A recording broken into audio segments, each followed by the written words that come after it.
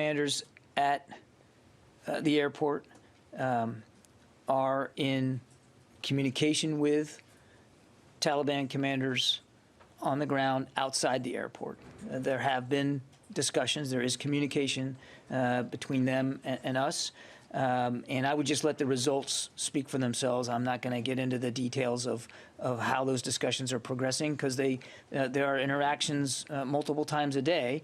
And as the general said, I think very well, there's been no hostile interactions from the Taliban to our operations at.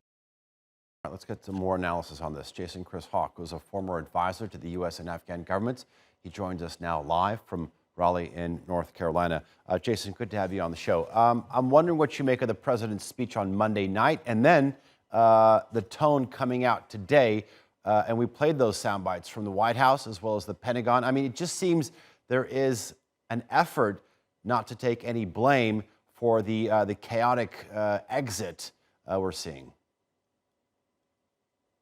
Yeah, the Biden administration is trying to dodge this the best they can. And unfortunately, he sounded very cold and callous in his speech and tried to blame everything on the Afghan people.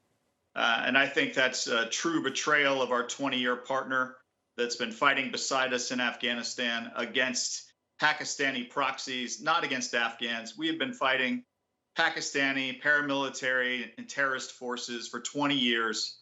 And he, as vice president and senator, never stood up to Pakistan. And then he pulled the rug out from underneath the Afghans and left them to try to fight a nuclear armed state by themselves when 50 nations wouldn't. I think it's a disgrace. I think it's a betrayal of the Afghan people. And we are all working very hard over here, civilians outside the government and the government, trying to get every Afghan out that we can. And we hope the resistance does something to the Taliban when we're gone. Okay. In today's Taliban press conference, we sort of got a glimpse of what the Taliban 2.0 is going to be looking like. I mean, they said that they want peaceful relations. We're not going to be seeking revenge. What is your take? I think they are stuck in the same problem that America had in 2001 and 2. They have now realized they have control of the country, and they have to win the hearts and minds of the Afghan people. It's 35 million Afghans against 70,000 really Pakistani cultured Taliban fighters that are not very Afghan and don't understand anything about the 20-year modern Afghan society they just took over. So we will see how long this lasts.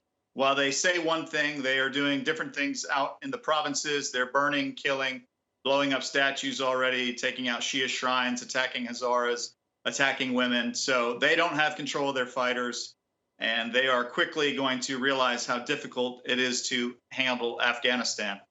I think Bilal Sarawi made that point. It's actually being, it's one point being a military presence, but governance is a completely different game. All right. How do you think that US-Taliban relations, ties, are going to develop in the near future? I'm not sure this administration's plans. It's hard to see what they're going to do. Nobody thought we would do a quick evacuation like this and leave the Afghans stranded. So I'm not sure. I hope they do not recognize the Taliban as any kind of government. Amrullah Saleh is still in the country. He has claimed the mantle of the presidency in the absence of Ghani. And there is a resistance that has started. So I don't think we should recognize the Taliban.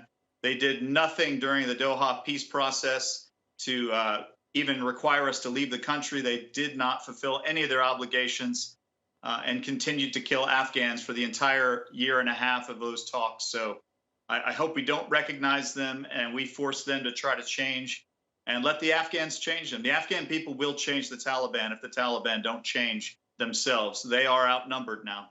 Okay. Criss Howk, pleasure having you on. I do appreciate your analysis. Thank you very much.